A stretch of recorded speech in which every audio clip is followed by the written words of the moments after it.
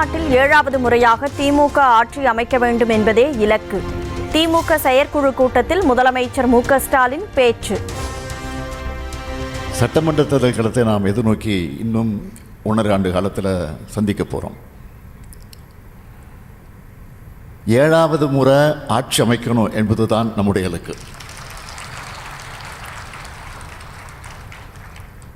சட்டமன்ற தேர்தலில் 200 தொகுதியில் நம்முடைய கூட்டணி வெல்லும்.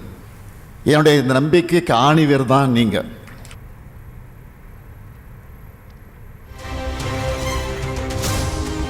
டங்ஸ்டன் சுரங்க ஏல விவகாரத்தில் அதிமுகவும் மத்திய பாஜக அரசும் கபட நாடகம் ஆடுவதாக திமுக செயற்குழுவில் கண்டனம். மாநில உரிமைகளை பறிக்கும் சட்டத்தை கொண்டு வந்து நிறைவேற்றி கனிம ஏலம் விட்டதாக மத்திய அரசுக்கு எதிராக தீர்மானம்.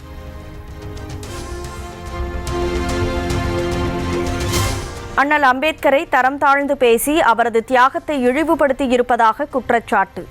மத்திய உள்துறை அமைச்சர் அமித்ஷாவிற்கு எதிராக திமுக செயற்குழுவில் கண்டன தீர்மானம்.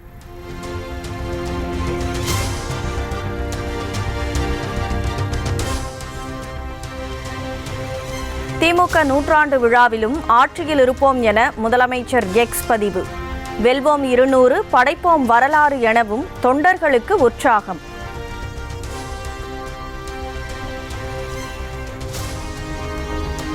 திமுக கூட்டணியை குறித்து எதிர்க்கட்சிகள் தப்பு கணக்கு போடுவதாக முதலமைச்சர் பேச்சு. 2019ஆம் ஆண்டில் உருவான கூட்டணி கொள்கைக்காக உருவானது எனவும் பெருமிதம். 2019 கூட்டணியாக சேர்ந்தோம், கொள்கை கூட்டணியாக சேர்ந்தோம். சாதாரண கூட்டணியாக அல்ல, கொள்கை கூட்டணியாகவே சேர்ந்தோம். தொடர்ந்து நடந்த சட்டமன்ற தேர்தல், உள்ளாட்சி தேர்தல்கள், நாடாளுமன்ற தேர்தல்கள் எல்லாத்துலேயும் வெற்றி தான்.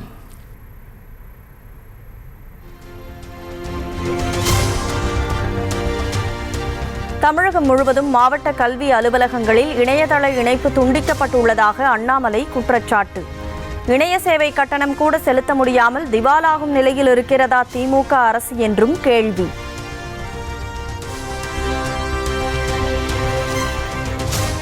வரும் 25ஆம் தேதி வரை தமிழக கடற்கரையோர பகுதிகளில் மணிக்கு 35 முதல் 55 கிலோமீட்டர் வேகத்தில் சூறைக்காற்று வீசக்கூடும். மீனவர்கள் அந்த பகுதிகளுக்கு செல்ல வேண்டாம் என வானிலை ஆய்வு மையம் எச்சரிக்கை.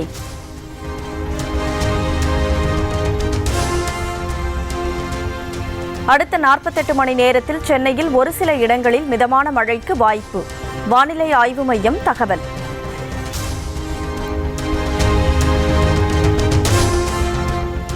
வங்கக்கடல் பகுதிகளில் நிலவும் ஆழ்ந்த காற்றழுத்த தாழ்வு பகுதி மேற்கு தென்மேற்கு திசையில் நகர்ந்து 24ஆம் தேதி வட தமிழகம், தெற்கு ஆந்திரா கடலோர பகுதிகளை நோக்கிச் செல்லும் என தகவல்.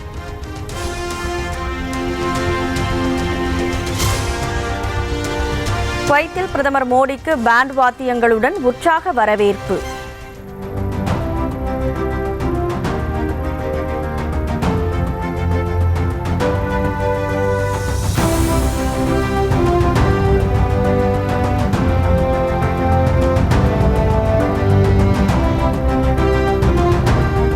அணிவகுப்பு மரியாதையையும் ஏற்றுக்கொண்டார்.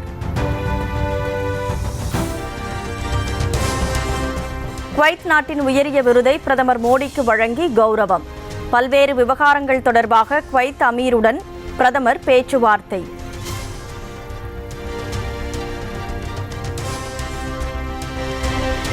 பொதுவெளியில் பொறுப்பாக நடந்து கொள்ளுமாறு தனது ரசிகர்களுக்கு நடிகர் அல்லு அர்ஜுன் அறிவுரை. கண்ணியமான முறையில் கருத்துக்களை வெளிப்படுத்துமாறும் வேண்டுகோள்.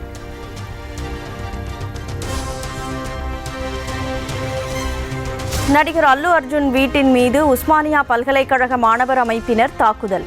பூத்தொட்டிகளை தூக்கி போட்டு உடைத்தும் கற்களை வீசி எறிந்தும் தாக்கியதால் பரபரப்பு.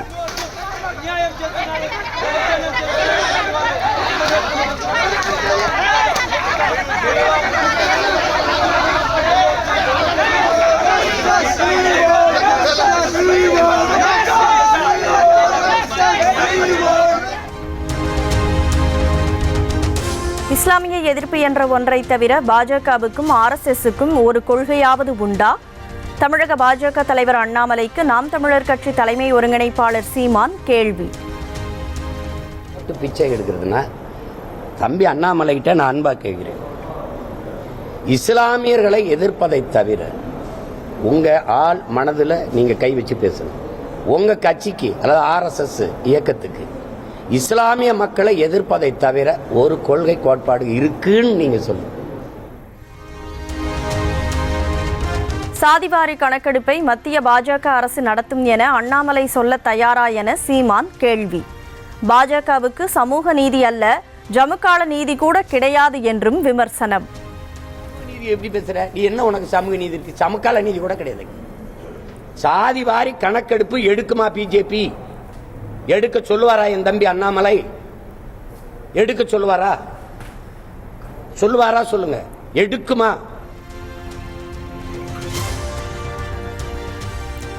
கோயில் உண்டியலில் செல்போனுக்கு பதில் குண்டு விழுந்தால் வைத்துக் கொள்வீர்களா? திருப்போரூர் முருகன் கோவில் உண்டியலில் விழுந்த ஐபோனை கொடுக்க மறுத்த விவகாரம் குறித்து சீமான் விமர்சனம். படம் பார்த்து கட்டு போறதா? பாளையத்தம்மனா? இந்த குழந்தைய உள்ள போட்டீங்க, இந்த குழந்தை நீ எங்களுக்கு தான் அப்படின்னு.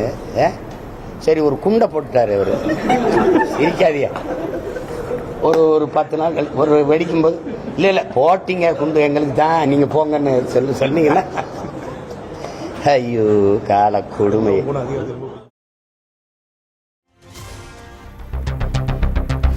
தெற்கு பசிபிக் பெருங்கடல் பகுதியில் உள்ள வனுவாட்டு தீவில் மீண்டும் நிலநடுக்கம். சக்தி வாய்ந்த நிலநடுக்கம் ஏற்பட்டு 12 பேர் பலியான 4 நாட்களில் மீண்டும் குலுங்கியதால் பீதி.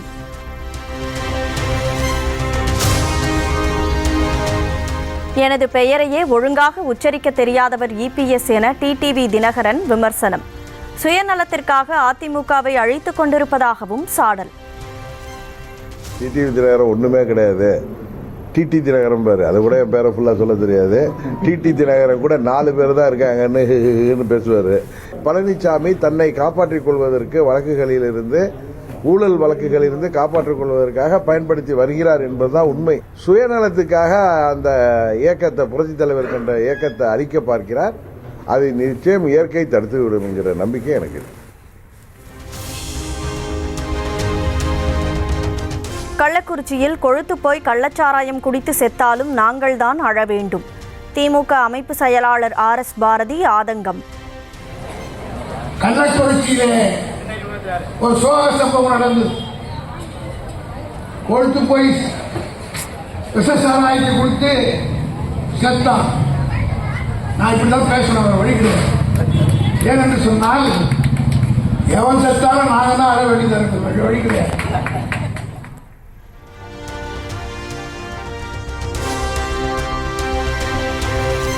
அனைத்து நீதிமன்றங்களிலும் துப்பாக்கி ஏந்திய போலீசார் பாதுகாப்பை உறுதிப்படுத்த வேண்டும். நெல்லை நீதிமன்ற வாயிலில் நிகழ்ந்த கொலையை அடுத்து அனைத்து மாவட்ட எஸ்பிக்கள், மாநகர காவல் ஆணையர்களுக்கு டிஜிபி உத்தரவு.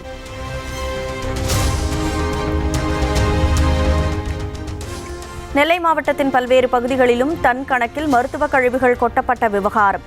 பசுமை தீர்ப்பாய உத்தரவை அடுத்து 25 பேர் கொண்ட கேரள அதிகாரிகள் நெல்லை வருகை.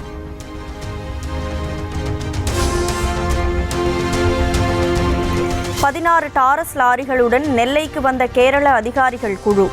பல்வேறு பகுதிகளிலும் கொட்டப்பட்ட மருத்துவ கழிவுகளை மீண்டும் கேரளாவுக்கே எடுத்துச் செல்கின்றனர்.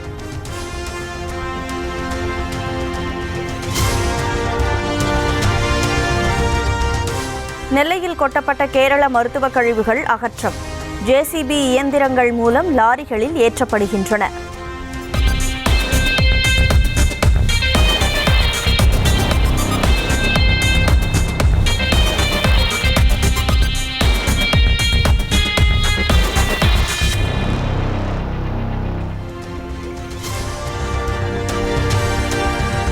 மருத்துவ கழிவுகளை கொட்டும் சமூக விரோதிகள் மீது கடும் நடவடிக்கை. நெல்லை மாவட்ட ஆட்சியர் கார்த்திகேயன் எச்சரிக்கை. மிகுந்த ஒத்துழைப்போடு இதை செயல்படுத்திக்கிட்டு இருக்காங்க. அந்த சமூக விரோதிகள், இது போன்ற செயல்பாடுகளை செய்யக்கூடிய சமூக விரோதிகள் மீது தீவிரமான நடவடிக்கை எடுப்பதற்கு நீங்கள் ஏற்கனவே 2 பேர் அரெஸ்ட் பண்ணியிருந்தாங்க. காவல்துறை துரிதமாக செயல்பட்டு நேற்றும் ஒரு 3 பேரை அரெஸ்ட் பண்ணியிருக்காங்க. கடுமையான நடவடிக்கைகள் தொடர்ச்சியாக.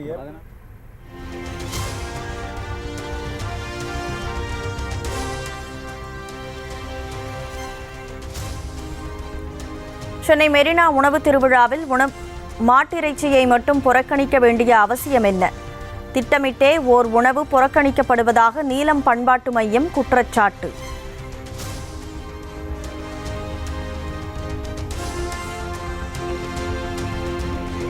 உணவு திருவிழாவில் பீஃப் புறக்கணிக்கப்பட்டுள்ளதாக நீலம் பண்பாட்டு மையம் கூறிய குற்றச்சாட்டுக்கு மறுப்பு. 17ஆம் ஸ்டாலில் பீஃப் கிரேவி, பீஃப் சுக்கா விற்கப்படுவதாக தமிழ்நாடு நகர்ப்புற வாழ்வாதார இயக்கம் சார்பில் விளக்கம்.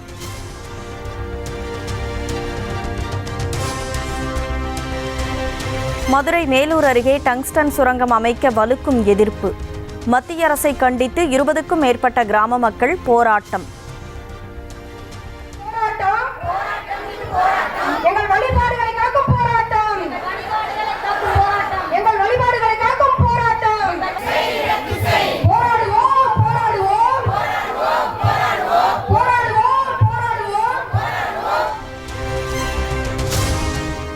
திருச்சி மாவட்டம் காட்டுப்புத்தூரில் 20க்கும் மேற்பட்ட வீடுகளை சூழ்ந்த மழை வெள்ளம்.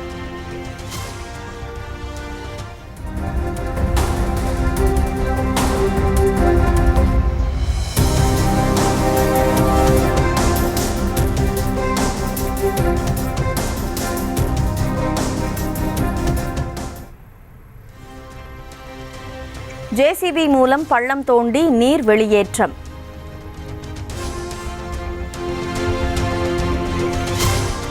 கிருஷ்ணகிரி மாவட்டம் போச்சம்பள்ளி சுற்றுவட்டார வீடுகளுக்குள் புகுந்த மழை வெள்ளம்.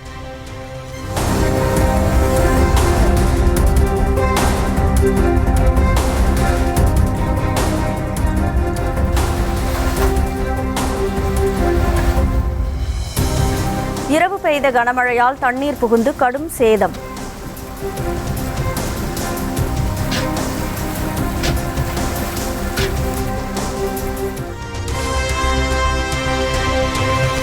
கரூர் மாவட்டம் குளித்தலை சுற்றுவட்டார பகுதிகளில் நெற்பயிர்கள் சேதம். நள்ளிரவு பெய்த மழையால் அறுவடைக்கு தயாராக இருந்தவை மூழ்கின.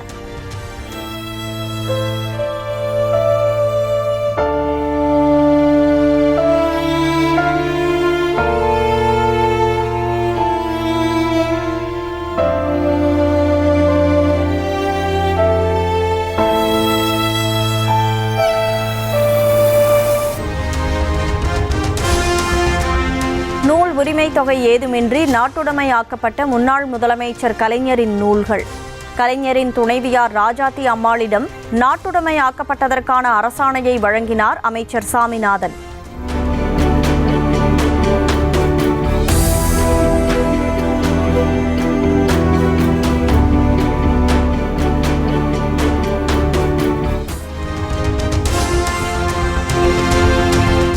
திருப்பத்தூர் மாவட்டம் வாணியம்பாடியில் பாயும் பாலாற்றில் பொங்கிப் பெருகும் நச்சு நுரை. தோல் தொழிற்சாலைகளிலிருந்து திறந்துவிடப்பட்ட கழிவு நீரால் துர்நாற்றமும் வீச்சு.